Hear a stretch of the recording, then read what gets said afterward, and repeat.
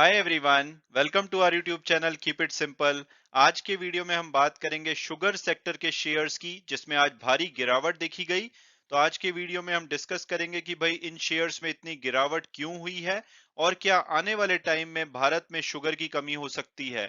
और आगे बढ़ने से पहले अगर आपने अभी तक चैनल को सब्सक्राइब नहीं किया है तो प्लीज सब्सक्राइब करके हमें मोटिवेट कीजिए। तो सबसे पहले अगर बात की जाए लेटेस्ट डेवलपमेंट की, तो जो न्यूज एजेंसी रूटर्स है, इन्होंने रिपोर्ट किया है कि इंडियन गवर्नमेंट जो शुगर का एक्सपोर्ट होता है भारत से, उसके ऊपर रेस्ट्रिक्शन लगाने की प्लानिंग कर रही है। और अगर ऐसा किया जाता है तो ये 6 सालों में पहली बार होगा जबकि शुगर के एक्सपोर्ट पे रेस्ट्रिक्शन लगाई जाएगी, क्योंकि इससे पहले इंडियन गवर्नमेंट लगातार कोशिश कर रही थी कि शुगर के एक्सपोर्ट को बढ़ाया जाए। तो ऐसा किया क्यों जा रहा है, तो उसके पीछे की वजह बताई जा रही है कि ताकि जो शुगर के जो प्राइसेस है इंडियन डोमेस्टिक मार्केट में, उसमें बहुत ज्यादा वृद्धि ना हो जाए। तो रूटर्स ने रिपोर्ट किया है कि जो इंडियन गवर्नमेंट है वो 10 मिलियन टन यानी कि 1 करोड़ टन की कैप लगाने की सोच रही है, यानी कि 1 करोड़ टन से ज्यादा शुगर का एक्सपोर्ट अलाउड नहीं होगा इस सीजन में। और अगर बात की जाए कि क्या ये बहुत बड़ी बात है दुनिया के लिए, तो डेफिनेटली ये बहुत बड़ी बात है, क्योंकि ब्राजील जो दुनिया का सबसे बड़ा एक्सपोर्टर है शुगर का, उसके बाद भारत आता है। और भारत ने पिछले साल 70 लाख टन जो शुगर है उसको एक्सपोर्ट किया था। इसके बाद आपको थाईलैंड और ऑस्ट्रेलिया दिखेंगे। और इस न्यूज की वजह से जब ये न्यूज ब्लूमबर्ग पे फ्लैश की गई, तो जो शुगर के स्टॉक्स हैं उसमें बहुत ज्यादा गिरावट आई। आप देख सकते हैं श्री रेणुका 6.66% गिरा, ईआईडी पैरी ऑलमोस्ट 2% के आसपास, बलरामपुर चीनी लगभग 6%। तो सभी जो शुगर के स्टॉक्स हैं, आप देख सकते हैं कि उसमें लगभग 5% की गिरावट देखी गई इस न्यूज के बेसिस पे। और अब अगर बात की जाए भारत में शुगर के डायनामिक्स की, तो जो भारत में शुगर का मार्केटिंग ईयर है ये अक्टूबर से सितंबर के बीच में चलता है। यानी कि जो करंट मार्केटिंग ईयर है शुगर का, ये अक्टूबर 2021 में स्टार्ट हुआ था और ये 30 सितंबर 2022 तक चलेगा। तो अभी तक अगर बात की जाए तो अक्टूबर 2021 से लेकर के 18 मई तक भारत 75 लाख टन जो शुगर है वो एक्सपोर्ट कर चुका है। और रूटर के हिसाब से इस नंबर को इस करंट मार्केटिंग ईयर के लिए 1 करोड़ टन तक रेस्ट्रिक्ट किया जा सकता है। यानी कि आने वाले जो 4 साढ़े 4 महीने बचे हैं करंट मार्केटिंग ईयर में, उसमें सिर्फ 25 लाख टन का फर्दर जो शुगर का एक्सपोर्ट है वो अलाउ किया जाएगा। तो कौन कौन से देश है जहां पे शुगर एक्सपोर्ट की जाती है, तो वो है Indonesia, Afghanistan, Sri Lanka, Bangladesh, UAE, Malaysia और कुछ अफ्रीकन कंट्रीज। आप देख सकते हैं कि पिछले कुछ सालों में जो शुगर का एक्सपोर्ट है भारत में बहुत तेजी से बढ़ा है।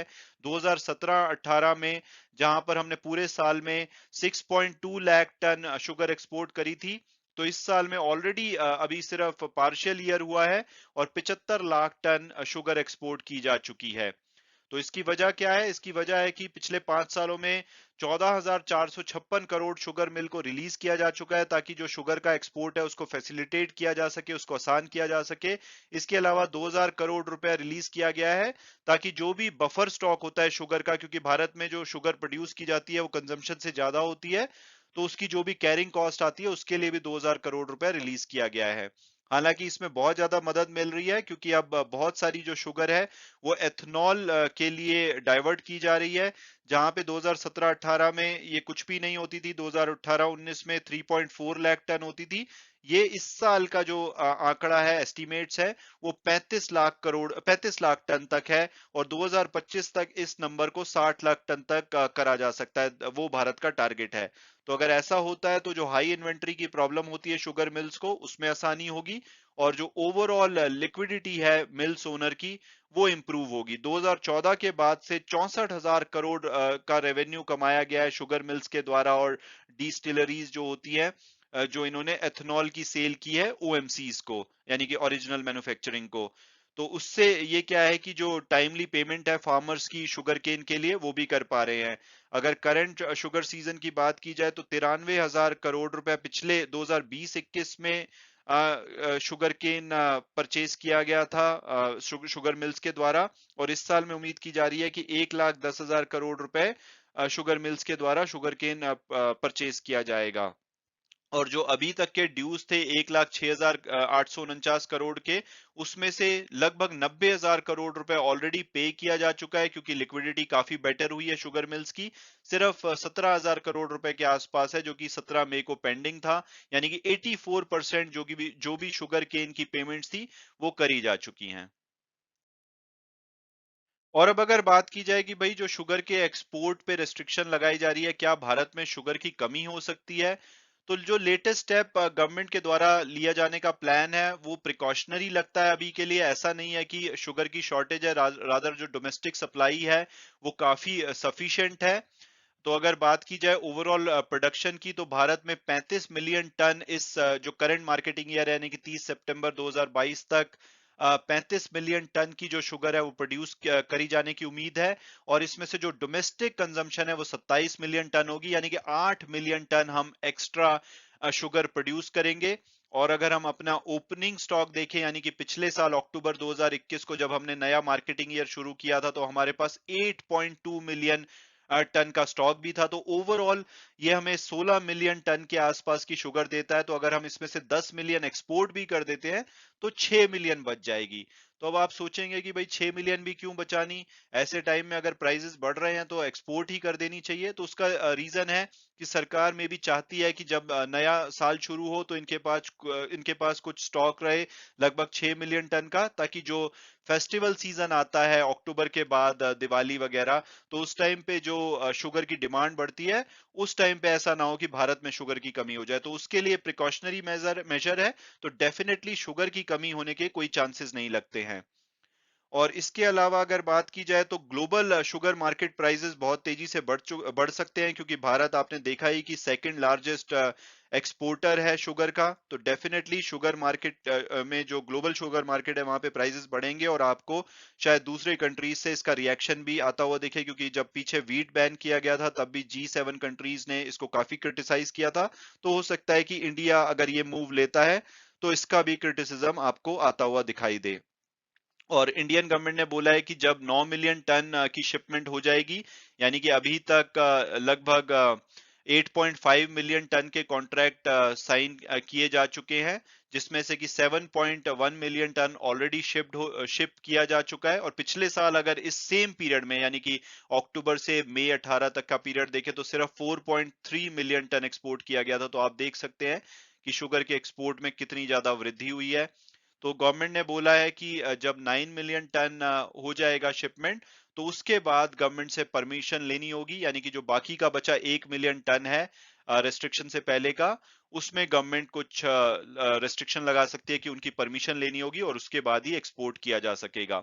तो अभी तक 7.1 मिलियन टन ऑलरेडी एक्सपोर्ट किया जा चुका है, और 800 लाख यानी कि 0.8 मिलियन टन से लेकर के 1 मिलियन टन उम्मीद की जा रही है कि मई में एक्सपोर्ट किया जाएगा। तो रफली 8 मिलियन 8 साढ़े 8 मिलियन टन एक्सपोर्ट हो जाएगा मई तक।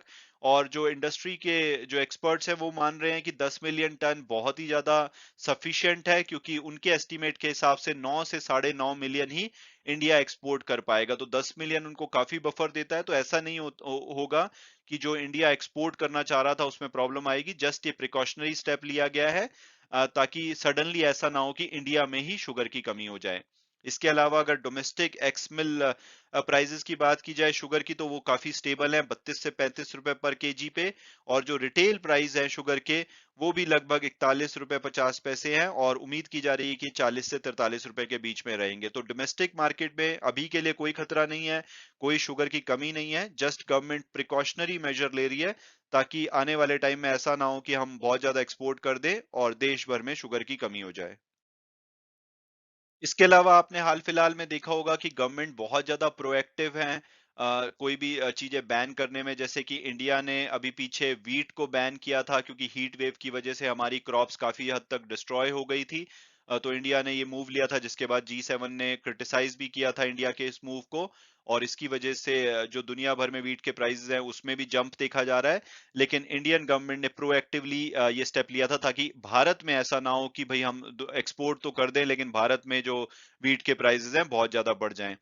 तो दूसरी भी जो गवर्नमेंट है खासकर एशिया की, उन्होंने भी काफी स्टेप लिए हैं रशिया और यूक्रेन के वॉर के बाद, क्योंकि ऑलरेडी जो ग्लोबल फूड प्राइसेस हैं वो बहुत तेजी से बढ़ रहे हैं। तो जैसे कि मलेशिया 1 जून से जो चिकन का एक्सपोर्ट है उसको हॉल्ट करने वाला है। ये 3.6 मिलियन चिकन मंथली एक्सपोर्ट करते थे, जिसको कि हॉल्ट किया जाएगा। इसके अलावा इंडोनेशिया ने पीछे अभी पाम ऑयल के जो एक्सपोर्ट है उसके ऊपर बैन लगाया था, हालांकि 23 मई से इसको लिफ्ट कर दिया गया है, अब ये बैन नहीं है। और सर्बिया और कजाकिस्तान ने भी पीछे जो ग्रेन शिपमेंट है उसके ऊपर कोटा इम्पोज किया था। तो ये सभी स्टेप क्यों लिए जा रहे हैं, उसकी वजह है दुनिया भर में बढ़ता हुआ इन्फ्लेशन। अगर आप देखेंगे जो टॉप कंट्रीज हैं, G20 कंट्रीज हैं, उसमें आपको टर्की में दिखेगा 70% का इन्फ्लेशन, अर्जेंटीना में 58% का इन्फ्लेशन। हालांकि इस लिस्ट में इंडिया 7.79 भी अपने आप में बहुत बड़ा इन्फ्लेशन है और उसी की वजह से रेपो रेट भी बढ़ाई गई है। इसके अलावा कल आपने देखा कि स्टील के ऊपर भी एक्सपोर्ट ड्यूटी लगाई गई है। तो गवर्नमेंट पूरी कोशिश कर रही है कि इस नंबर को कम किया जा सके। लेकिन अभी भी अगर दूसरे कंट्री से हम कंपेयर करेंगे, जैसे कि यूएस जो कि एक डेवलप्ड इकोनॉमी है, 8.3% यहाँ पे इन्फ्लेशन चल रहा है। यूके में 9% इन्फ्लेशन चल रहा है। तो दूसरे कंट्री के मुकाबले अब इंडिया काफी अच्छा लग रहा है, और जिस तरह से स्टेप लिए जा रहे हैं उससे आने वाले टाइम में इन्फ्लेशन काफी कंट्रोल में आ सकता है, जो कि बहुत ज्यादा जरूरी है। मैं उम्मीद करता हूं कि आपको ये वीडियो पसंद आया होगा और आपने कुछ नया जाना होगा। Thanks so much for watching the video and God bless you all.